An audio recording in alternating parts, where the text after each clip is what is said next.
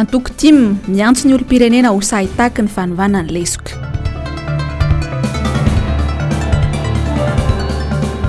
Tana masoandro tsy manaiky ny anotofana ny tanimbary ny mponina Ambotry Manjaka.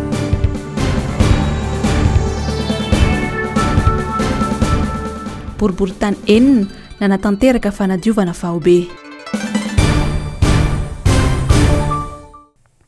Tonga soindray ato anatin'ny fotoana ny fampahalalam-baovao miaraba tonga klasy tonga vavy ary manasanao anaraka ny vaovao hatramin'ny farany araka ny fanarahantsika tao anatin'ny lohatenim-baovao teo dia miantso ny olom-pirenena rehetra tsy ankanavaka sy ireo antoko politika ary ny fikambanana isan'ny tokony ny antoko tiako Madagasikara mba hijoro ho sahitaky ny anovana ny lesoka nandritra ny tsy fanarahan-dalàna tao anatin'ny fifidianana solombavam-bahoaka iny angatahany tim araka izany ny ampiarana ny sazy enjana araka ny lalàna amin'ireo izay fantatra fananao-tsinety nandritra ny fanatanterahana iny fifidianana iny rahantsika toy izao ary ny fanazavana entin'ny sekretera jeneraly ny antoko tiako Madagasikara Olga Malason.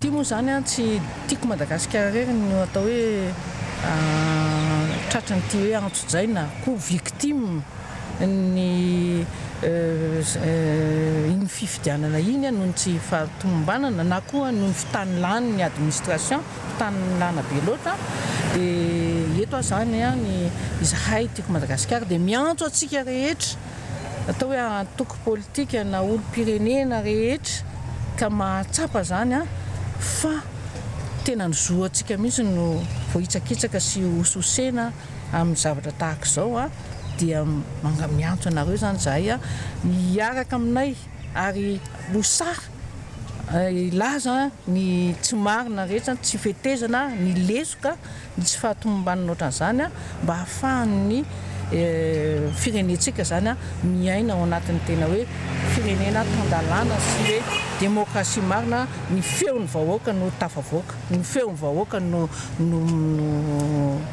misongadina zany ary zay moa indra mahatonga ny tiako Madagasikara moa joro ho antoko mpanohatra mba hahafahana miteny zavatra tsy mety sy ny lesoka rehetra ary anjaran'ny antoko mpanohatra moa no milaza izany tsy mety zany fa ny fanjakana koa ny mpitondra koa nefa tokony hiaino na dia hoe mpanohatra hiaino ary anitsy raha misy ny tokony ahitsy. Fa tsy ny antoko politika sy ny kandida ihany moa nametraka fitoriana mikasika ireny fandikana-dalàna ireny sy teny anivo ny fitsarana avy momba ny lalam-pandrinana fa nanao toy izany ihany koa ny seni araka ny loharanom-baovao niona tamina tompon'andraikitra teo anivo ny seni ny solotena avy amin'ny antoko tiako Madagasikara io maraina io ny fampidinika sy ny tondra ny fangatahana ny amin'ny tokony sy andraisana fepetra manoloana ny lesoka sy ny tsy fanarahan-dalàna anseho nandritra iny fifidianana solombavam-bahoaka farany teo intsy. Lorette Berton sy Manora Andriamalala no mitatitra ny andindin'izay. Ny aiky ary nanamafy ny seni fa nisy tokoa ny tsy fanarahan-dalàna sy ny gaboraraka nisy eo nandritra ireny fifidianana teto Madagasikara ireny na tamin'ny fifidianana filohan'ny Repoblika indrindra tamin'ny fifidianana solombavam-bahoaka tamin'ny 17 ny volana May lasa teo. Ankoatra ny fitarainana nataon'ny kandida sy ny olom-pirenena manko tao aorian'ny fahavitan'ny fifidianana solombavam-bahoaka dia miisa 170 ny taratasy fitoriana izay napetraky ny seni teny amin'ny fitsarana avy momba ny lalam-pandrenana manameloka ny tsy fanarahan-dalàna sy ny osika izay hita ny ratsamangaika ny tany amin'ny faritra teto Madagasikara. Sady nangataka ihany koa ny amerenana ny fifidianana tamin'ireo distrika vitsivitsy saingy tsy nisy noraisy ny HCC izany. Renany hoe ahoana no anarenana ny liste électorale io voalohany indrindra zany no tena ny fampiresahana. Nisy zany ny éclatement na bureau de vote dia zay koa ny tarika tsy fahatombanana be dia be satria tsy hita na lehan'ny anaran'le olona tsy fantatra hoe nakaiza misy olona teo amin'ny 500,000 teo koa zany tsy hita hoe aiza le olona hoe nakaiza ny anarany miaiky an'izany koa ny hoe nisy ny tsy fahatombanana noho izay fizarazarana éclatement na bureau de vote maro tokoa no lesoka sy tsy fahatombanana ary rehefa ny fampiresahana tamin'ny seni moa zany dia miaiky zareo fa misy tokoa zany lesoka izany raha tsy ilaza fotsiny fa tsy ireo atao hoe olona misoratra ao anatin'ny bureau de vote zany ao anatin'ny liste ny électoral manana karapanondro maromaro ary fidy amin'ny toerana maromaro eo amin'ny ray tapitrisa mahery eo no tratran'izay fantatsika fa nisy fotoana dia hoe nilaza mihitsy ny teo anivon'ny imprimerie nationale fa nisy karapanondro be dabe nivoaka fa tsy teo amin'ny imprimerie nationale no nivoaka fa tany akafatany tsy le tena safidim-bahoaka marina no nivoaka ary tsy ny tena fanirian'ny olona ho lany ho solombavam-bahoaka ny eo amin'ny tanàna no lany fa olo-kafa ny aona tamin'ny avy eo anivon'ny seni ny solo-tena ny antoko tiako Madagasikara ny dinika ny tokony hanatsarana ny fikarakarana ny fifidianana ho avy mba tsy himpodiana ny zava-nisy teo aloha intsony nakaty amin'ny seni tokoa izahay solo-tena avy eo amin'ny tiako Madagasikara androany satria taorianany fifidianana solombavam-bahoaka iny dia nahatsapa tokoa izahay fa betsaka milesoka ary maro ny tsy fahatombanana tamin'ny fanatanterahana ny fifidianana iny fantatsika fa hiatrika fifidianana hafa indray tsika atoato fifidianana communal zany dia nangataka mihitsy izahay mba hiresaka eo anivon'ny seni zany ifampidinika sy indrindrindrindra hijery hoe ahoana no anarenana ireny lesoka rehetra sy tsy fahatombanana ireny satria dia mahatsiaro mihitsy ny mpifidy sy ny reo hoe antoko politika zay tsy eo amin'ny fitondrana moa zany fa dia tena victime noho izay lesoka sy tsy fahatombanana zay fampiresana teo tsy hoe fanakianana fotsiny na dia ataoko hoe lesoka na mpitondra faisana ho an'ny reprotsaka hofidiana izany satria dia victime izy dia narosy any ny sosikevitra zany hoe anarenana izany zavatra tsy mety rehetra zany anisan'ny sosikevitra nandesiny antoko tim tamin'ny alalan'ny sekretera jeneraly ny antoko ny fanokafana ny lisitra ny mpifidy mba ahafahana mampiditra ireo noverezonjo tsy tafiditra tao anatin'ny lisitra tamin'ny fifidianana farany teo eo ihany koa ny fandraisana fepetra manoloana ny fiandanian'ny mpitondra fanjakana amina olona milatsaka hofidiana nampanantena ny hiara iasa amin'izany moa ny avy eo anivon'ny seni ary andray ny andraiky ny ihany koa mba amoahana ny tena marina sy hanafoanana ny lesoka izay tsy tokony hiverina intsony amin'ny fifidianana communal ho avy eo amin'izay vaovao ny fifidianana izay hatrany tsy tokony hisy ambony lalàna eto Madagasikara hoy ny teo anivon'ny CRN rahana ny heviny mikasika ny fahalaniny ilay solombavam-bahoaka iray tany amin'ny distrikta ny Fandriana iny izay mbola voatazona amponja hatramin'izao noho ny raharaha famarotana ny tranon'ny profesora Zafelbert moa noho ny tazomana amponja azy io lany ho solombavam-bahoaka ofisialy nefa ny tenany nandritra ny tao anatin'izay vokatra navoaka ny fitsarana avy momba ny lalam-pandrenana izay ary dia mitaky ny ivoany ny fonja mialoha ny talata izao ny mpiaradia amin'ny Germaine Menjanary sy Erzora Jonarvony no mitondra izay vaovao izay Fanapahan-kevitra tsy matotra hatrany am-boalohany nataony HCC na ny fitsarana avy momba ny lalam-pandrenana ny amin'ny naha-kandida solombavam-bahoaka ilay ministra teo aloha izay notazomina amponja no ny raharaha famarotana ny Villa Elizabeth hoy ny avy eo anivon'ny CRN. Tsy vitany maha-kandida azy fotsiny fa mbola lany solombavam-bahoaka ofisialy ihany koa nefa efa mazava ny antony nitazomana azy any amponja. Raha ny fantatra mantsy dia mitaky ny amoahana ity solombavam-bahoaka ity ireo mpiaradia aminy amin'izao fotoana izao izay avy ao amin'ny distrika ny Fandriana. Nandritra ny famoahany HCC ny vokatra ofisialy ny amin'ny fifidianana ho solombavam-bahoaka teo iny no nanazavany ny teo anivony ity androm-panjakana ity fa ny fitsarana ihany ny tompo-kevitra farany makasika izany izay fantatra fa teny alaolana momba ity raharaha ity. Ny anay dia nazava ny fitorinana taonay hoe inona ny tao anatiny fivarotana n'ilay ty tanàna ty. Tanànana manokana izy ty filoham-pirenena no ato anatiny fa mivarotr'olona koa zany zay sady mivarotra tanindrazana mivarotr'olona zany ve asakasaka apetrakintsika faindreny fitsarana zany satria efa ndraisiny paky an-tanana le izy de apetrakintsika amin'ny na manam-pahefana izy na tsy manam-pahefana izy na izy rehefa manao tsy mety eto amin'ity tanàna ity de tsy mety ny ataony tokony hiarany lalàna na iza zany fa tsy hoe rehefa ohatran'izao ny olona anankiray de afaka dioviny lalàna rehefa ohatran'izao ny olona anankiray de afaka arovany lalàna fa rehefa nanao ny tsy mety na iza ampiaro amin'ny lalàna. Fa mahakasika indrindra ity raharaha ity dia naneho ny heviny ihany koa Ramatoa Arlette Ramarson izay mpahay lalàna iraisam-pirenena no mpanao politika ihany koa. Mialatsiny amin'ny RCC afafa be ny position dia olona hoe fa marina fa manana présomption d'innocence izy fa tokony hoe nitsaraina izy aloha nitsaraina izy dia hita hoe madio izy sa tsy madio dia rehefa misy an'ilay bibim-pitsarana dia eo azo tenena amin'izay hoe tsy afaka milatsaka izy na afaka milatsaka rehefa misy sazy miatra ho azy fa afafa be aloha fanaovan'izareo fandraisan'izareo ny lalàna. Nisy moa ny fivoriana izay nataon'izy ireo teny amin'ny Villa Elizabeth votoatin'ny fivoriana ny fandiniana ny zava-misy ara-politika eto amin'ny firenena ka nikarohana vahaolana amin'izany no mafisin'izy ireo ihany koa fa zava-dehibe ny fampitoviana fijery amin'ny sampanao politika mba hitondrana fampandrosoana ho an'ny Madagasikara.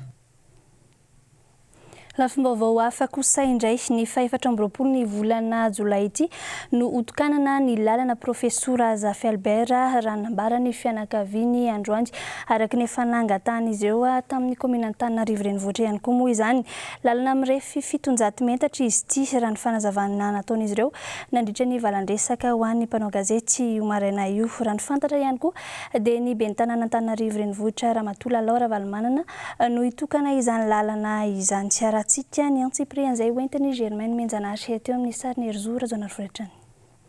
Ny volana Jolay ity no otokanana ny lalana Zafy Albert raha nambarany avy ao anivon'ny CRN sy ny fianakavian'ny profesora. Raha ny fanazavana dia itokana izany eny an-toerana amin'ny fotoana io ny ben'ny tanàna Antananarivo renivohitra Ramatoa Laura Valmanana. Nisy ny valandresaka ho an'ny mpanao gazety izay nataon'izy ireo androany momba izany ary dia nitondran'izy ireo ihany koa dia ny fisaorana ho an'ny ben'ny tanàna Antananarivo ny amin'ny fanomezana alalana amin'ny fametrahana io lalana io amin'ny anaran'ny profesora raha io ihany koa ireo mpanolontsaina ny komina Antananarivo renivohitra. Etsy ankilany dia nambaran'izy ireo ihany koa fa fihetsika mahatehidera no nataony ben'ny tanàna sy ny komina Antananarivo renivohitra momba izany satria raha iamandren'ny malagasy rehetra ny profesora Zafy Albert. Isaoranay ny commune urbaine Antananarivo nanome an'izany alalana izany nandray izany fanapa-kevitra izany zava-dehibe izany ary vitsy angamba ny nanatsaina hanolotra sy andray fanapa-kevitra hanome voninahitra andray amandreny Zafy Albert izany ben'ny tanàna Antananarivo Ramatoa Laura Valmanana ny président conseil municipal sy ny mpanolotsaina ny tanàna Antananarivo 5 no itokana ny fomba ofisialy an'izany lalana izany ary anasanay ny malagasy tsy vaky volo amin'io 24 juillet io izany andro alarobia io no anaovana ny fitokanana ofisialy.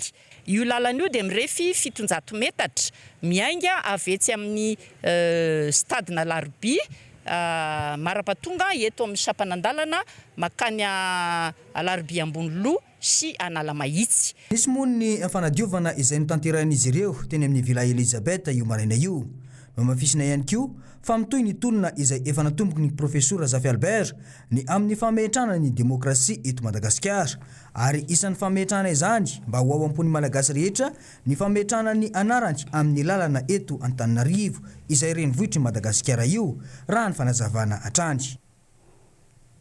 Vaovao ny komina Antananarivo renivohitra kosa indray niarany entana nanao ny fanadiovana Vaovao ny mpanadio ny tanàna ny boriboritany misa enina teto an-drenivohitra androany nanomboka tetsy anoloan'ny gara ny Sorano izany ka tsara ny manamarika fa ny lalambe rehetra manerana ny boriboritany misa enina no anaovana ity fanadiovana Vaovao ity norofitiavana sy tahirinena.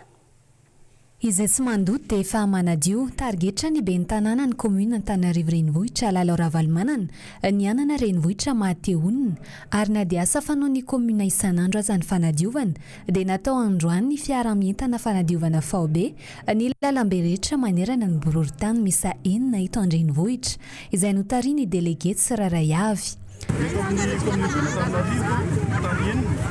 manao asa fanadiovana izay asa fanao andavanandro izy ity kanefa dia manaitra ny olona foana hitany fahadiovana indrindra amin'ny lalam-pirenena sy lalan-dehibe satria amin'ity androany ity dia lalan-dehibe no ataon'ny tany voalohany ka tany amin'ny tany fahaenina dia manentana mponina sy mampiasa lalana izay indrindra ny arabe efa amboarina zao lalabe atsika fa mila tany rovana ny fahadiovana sy ny trottoir mahakasika an'izany dia tsy mandoto dia efa manadio. Ny andany ambavy ireo mpiasan'ny commune avy ao amin'ny boriboritany misa enina mpanadio tanàna nanao ny asa ka natomboka tetsy anoloan'ny gare Soarano izany. Izao hetsika izao dia sady fanentanana ihany koa ny mponina ho tia fahadiovana. Izay mpanadio atao boriboritany vadimo dia manentana antsika mba hanaja ny fahadiovana satria ny fahadiovan'ny tanàna dia sy ombona ny rehetra sy hofafina rehetan'ny maso dia tany tsika tsy hanipinipifako na zoriko ireny fa mba hanaja ny fanadiovana. Endrika iray famporisihana ny mponina mba hitandro ny fahadiovana ary aorian'izao hetsika izao dia tsy maintsy handray andraikitra ny eo anivon'ny commune Antananarivo renivohitra amin'ireo olona minimandoto eran'ny tanàna. Entana ihany koa ny rehetra mba hifampitaiza sy hanara-maso ary hitandro hatrany ny fahadiovana. Aorian'izao zay dia ezaka anasazy olona kosa nefany izay tena mini mandoto tanànatsika. Ny faharoa misarika ny olona izay mba tsy hanarina fako eny amin'ny dabapako amin'ny ora tsy fanarina fako fa mba hanaja mandrakariva ny ora fanirina fako fa manjary mitobaka be amin'ny dabapako ireny. Nisy ny fitsinjarana asa isaky ny boriboritany misa enina. Ho an'ny boriboritany voalohany dia tetsy Soarano no fotoana nanomboana ny asa fanadiovana. Ho an'ny boriboritany faharoa tetsy Ambojatovo no niainga. Ny boriboritany fahatelo tetsy amin'ny Pochard, ny boriboritany fahaefatra tetsy amin'ny Boida HCC, ny fahadimy teny Ampasapito ary ny boriboritany fahaenina kosa tetsy Ankazomanga. Tsy hijanona hatreo izao hetsika fanadiovana izao fa hitohy hatrany. Tanteraka amin'ny fotoana nasionalitsika Baria dia mivavaka ihany koa izahay mba azo mifandraisantsika miaraka ariaka tamin'ny manaraka. Dia alefa Baria, alefa CUA. Tanimbary mirefy anarivony hektara no totofana eny amin'ny faritra Ambotitra Manjaka iny. Nanatanteraka fivoriana io maraina io ireo mponina eny an-toerana izay manana tanimbary voakasika ity fanotofana ity. Raha ny fantatra mantsy dia nitetika asan'ny filoham-pirenena ankehitriny momba ny tanamasoandro no antony fanotorana ary tapaka fa isy ny hetsika fanairana ho ataon'izy ireo ny amin'ny fandavana ny fanatanterana ity fanotorana tany eny amin'ny faritra Ambotitra Manjaka ity. Germaine Menjanary sy Erzo Rajonarvony. Mivoaka ny vaovao amin'izao fa tanimbary mirefy 10 hektara no hototorana eny amin'ny faritra Ambotitra Manjaka iny. Raha ny fantatra dia antony fanotorana io tanimbary be io nitetikasa ny filoham-pirenena Tanamasoandro izay isan'ny fampanantenana nataony tamin'ny fampelezan-kevitra. Androany dia nisy ny fivoriana izay nataony ireo fokon'olona izay tompon'ny tany sy ny toerana izay voakasiky ny fanotorana io satria tanimbary fotom-piveloman'ireo mponina no kasaina hototorana ity. Tapaka nandritry ny fivoriana fa isy ny hetsika fanairana ataon'ireo fokon'olona eny an-toerana ny amin'ny tsy haneken'izy ireo ny amin'ny anotorana ny tanimbariny. No mafisy nisy olom-bavam-bahoaka izay lany teo amin'ity distrikana Ambohidratrimo fa loza ho an'ny mponina eny an-toerana ny fikasan'ny fitondrana anototra ireo tanimbary be ireo. Loza miatra amin'ny vahoaka malagasy io, indrindra amin'ny faritra voakasika eo akaiky eo. Fatatsika ny loza teraka izany. Zahay moa rehefa miresaka tamin'ny vahoaka teny tanàna teny dia miteny hoe raha misy ny vola anotofana ny tanimbary io tokony hanatsarana ny tanàna efa misy ary izany vola izany, izany teti-bola izany. Ary izay dia mahita hoe raha ny teti-bola anotofana ny tanimbary fotsiny raha alefa any amin'ny toerana anankiray tsy mila totofana tamin'ny tanety anankiray ary misy izany manodidina Antananarivo dia efa mahavita an'ilay tanàna vaovao. 10 hektara izany ange amintsika malagasy tadio tsara fa fotom-pivelomantsika ny vary. Hoaiza zany ny tompony tanimbary 10 hektara izany eto amin'ny tanàna Antananarivo sy manodidina. Aiza ny mponina eto Antananarivo sy manodidina no amen'ny banga amin'ny filana amin'ny resaka famatsiana rabary. Zao tsika dia efa menomenona tamin'ireto fotodrafitrasa isan-karazany efa natao manodidina Antananarivo sy teto ampovoana Antananarivo reto ny amin'ny hoe mahasarotra ny fifehezana ny rano maika 10 hektara mahery izay iriariavan'ny rano no totofana. Tsy nisy fandiniana mialoha niarahana tamin'ny tompona andraikitra tetỳ fotony afaka manapirofo an'izany zay olombelo fity teto amin'ny district nandritra ny 10 taona fa tsy nisy fiantsonan'ny tompona andraikitra tetỳ fotony amin'izay tokony hoe fiaraha-mandinika ny mapety na tsy mapety ny tetika asa ary io efa olana foana nitranga tamin'ny fitondrana teo aloha efa nidradradradraina io hoe tsy izay tiany mpitondra atao no atao fa zay mety amin'ny tanàna sy zay mety amin'ny vahoaka. Nandritra ny fanadiadinina izay nataonay teny ifotony no nahafantarana fa tsy mankasitraka ny antofana io tany mirefy 10 hektara io ny ponina eny amin'ity toerana ity. Io raha teo no isan'ny miaro ny fahadobon'ny rano eto Antananarivo sy ny manodidina. Etsy ankilany dia nambaran'isy olombavambahoaka Mamy Rabenirina Atrany fantaratry ny tsy fahamatorany ny tetikasa izay nataon'ny filoham-pirenena hitondrana ny firenena izao zava-misy izao satria tokony isy ny fakana ny hevitry-ponina eny ifotony. Andrasana arak'izany ny toy ny vaovao. Eo amin'ny vaovaon'ny fampianarana kosa indray efa nivoaka ny tety andro anatanterahana ny fanadinana ara-panatanjahantena amin'ny baccalauréat ho an'ny faritra Analamanga manomboka ny 20 Jolay izao ny fizarana ny taratasy fiantsoana ho an'ny mpiadina avy eto Antananarivo. Manomboka ny 20 Jolay izao kosa ny fanadinana ho an'ireo mpiadina any amin'ny faritra ivelana Antananarivo ato anatin'ny farim-piadidinana Analamanga. Lorette Berton sy Manu Randriamalala. Tena baccalauréat tamin'ity taom-pianarana 7 sy 7 sy 2 ity. Tahaka ny mahazatra dia mitsinjara amina ivitoeram-panadinana 5 ny mpiadina eto Antananarivo renivohitra araka ny fandaminana efa napetraka sy niankina indrindra tamin'ny sekoly ny avian'ireo mpiadina. Baka indray manomboka 19 août ka hatraty amin'ny 30 août ireo fepitaona roa ihany zany nanatanterahana ny adina ara-panatanjahantena izay mizara centre maromaro. Centre Nansana zao misy 7 mahery. Dia ny ao amin'ny centre LTC manokana Nansana moa zany mikirakira ny série A1 izy dia miaraka amin'ny série C manontolo dia miampy amin'ny série A2 Itosy Ampitatafika. Dia ireo miisa 7 sy 7 dia ny atao amin'ny centre LTC indray mikirakira ny série A1 série A2 tapany voalohany zany hoe tana 1 2 3 mitambatra ao miaraka amin'ny Ambomanga kely. Dia ireo zany miisa 7 sy 7 dia ny série A2 tapany faharoa zany hoe tana 4 tana 5 tana 6 miaraka amin'ny Alasora sy Ambomanga kely dia miisa 2 sy 7 sy 7. Dia ny atao amin'ny série atao amin'ny centre Andohalo mikirakira ny candidat Andohalo zany série A2 tapany faharoa fa ny centre Jules Ferry mikirakira ny série D manontolo eto Antananarivo miaraka amin'ny any Avaradrano sy Tsimondrano dia miisa eo amin'ny 7 sy 7 eo zareo. Dia miaraka amin'ny sabo eto amin'ny centre Rabe Avelo indray mikirakira ny série technique Ray manontolo indray eto Antananarivo miaraka amin'ny série A2 Sabotsy Namena sy Andorano fotsy dia miisa 7 sy 7 zay zany ny totaliny eto Antananarivo. Vao manomboka ny taom-pianarana dia efa tokony hisy ny fiomanana eo amin'ny mpianatra izay hiatrika ny adina ara-panatanjahantena. Tsy azo atao ny mihinana fanafody mampatanjaka fa mahavoasa azy raha toa ka tratra hoy ny mpikarakara.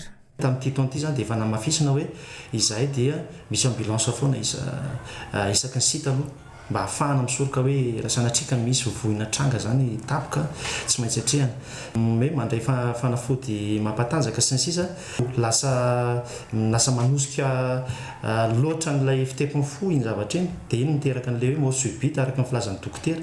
Sakafo izay hita hoe natoraly ka manome hery iny zany mampirisihana. Ho an'ny sekoly any amin'ny manodidina Antananarivo renivohitra dia efa voazara avokoa ny taratasy fiantsona na ny convocation ary amin'ny talata fahavalo ny volana Jolay izao no hanomboka ny fanadinana ara-panatanjahantena ho an'ny baccalauréat.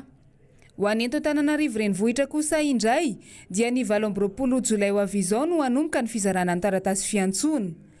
Hatreto dia mbola 70 sy 300 no voasoratra fa hanao ny adina antsoratra amin'ny taranja fanatanjahantena. Saingy nambarany tompona andraikitra mpikirakira ny fifidianana amin'izay adina ara-panatanjahantena izay fa mbola hitomby ho isa io rehefa tena tonga tokoa ny fotoana. Anaraka fanadidina mikasika ny fiarina indray isika ato anatin'ity vaovao manaraka ity ka ny seha-piarina vy indray no hotateriny noro fitiavana sy tahiriny aina aminao aravetrany. Taovam-pamokarana tsy afa-misaraka amin'ny tantsaha ny angady sy ny lapelina indrindra eo amin'ny setry ny fambolena. Raha ny tsena ny fitaovam-pamokarana manokana mangingina ny tsena amin'izao ny mpivarotra. Raim-pianakaviana anisany misehatra eo amin'ny fivarotana fitaovam-pamokarana i Raymond. Manomboka eo amin'ny 540 ariary hatramin'ny 1 ariary miakatra no amarotany ny angady sy ny lapelina. Noho ny tsy fisiany asa no nahatonga azy nivarotra vy tao anatin'ny 20 taona. Dia mandeha mihoatra amin'ny taloha rehefa karazana vy amidinay daholo dia vidiny arakaraky ny hatsarany sy ny habeny. Lapelina zao 500 sy 2 dia mahazo ka hatramin'ny 4 arivo, dia ny angady hatramin'ny 9 arivo ka hatramin'ny 1 alina, ka tsy misy asa dia tsy maintsy tolony ny hita fa mety. Anisany efa mpanjifa avy eto amin'ity toerana ity isan'ny taona i Stormy, mpamboly avy any mahitsy. Lapelina sy angady no novidiny teto hoentina mamboly. Sy ampiarina iray tena mahavelona sy mahalasa lavitra ho izy ny resaka fambolena ka tsy tokony atao ambany zavatra. Ny lapelina zao fandrofana tany na fisorohana bozaka amin'ny fambolena, fa ny angady indray fiasana mihitsy, izay no mampiavaka azy. Vidiny aloha somary lafolafo kely satria itony zao eo amin'ny 1 alina vao mahazo azy, itony eo amin'ny 5 arivo. Mpamboly mihitsy efa hatramin'ny razambe zany mpamboly daholo. Itony zao eo amin'ny herintaona eo ihany itony dia laninay satria izay mamboly mantava taona. Dia raha ny tena marina azy vokatra rehetra miakatra aty Antananarivo avy any aminay ny akamaroany. Zao zao mamboly poivron, tongolo, haricot vert, tsaramaso, dia hatramina betravy. Raha ny olona any aminay zany zao misy mahazo hatramina tomobile mihitsy eo amin'ny resaka fambolena. Misy mahazo moto, ny farany majinika moa zany dia mahazo bisikileta le olona. Ny sasany indray hoe lasa afaka mandrato fianarana any andafy mihitsy aza ny zanany noho ny fambolena fotsiny. Dia zany hoe rehefa dinihana zany tsy dia ambanina zany le fambolena rehefa tena dinihana. Amin'izao, sarotra ny tsenany vy ny mpanefy iray noho ny fahalafosan'ny masokarena. Ny virateo efa manomboka sarotra hita. Tsara ny mampafantatra fa manomboka eo amin'ny 200 ariary, 400 ariary ny entana vy taratoka 200 ariary ihany koa ny kilaon'ny vy.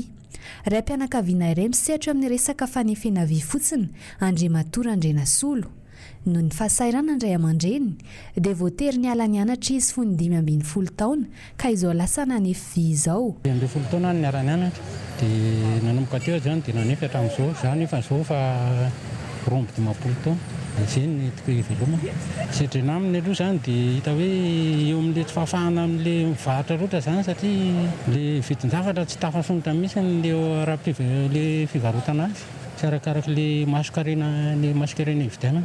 Tena tamin'ny telo sarotra be satria le varotra zany tsy afaka misokatra mihitsy. Le mpandray letana moa tsy afaka mividy satria le entany niara tsy mandeha. Marina fa mbola vitsy ny mpanefy vy eto Antananarivo, saika amin'ny tsintaka kely any Antananarivo avokoa vao ahitana izay mpanefy vy izay toy ny any Ambatomanga Ambohimiadana. Dia izay ihany koa no mamarina ny vaovaontsika eo amin'ny androany sy mankasitraka anao. Nanaraka izany hatramin'ny farany ary mamy fotoananao amin'ny manaraka indray. Velona tompoko.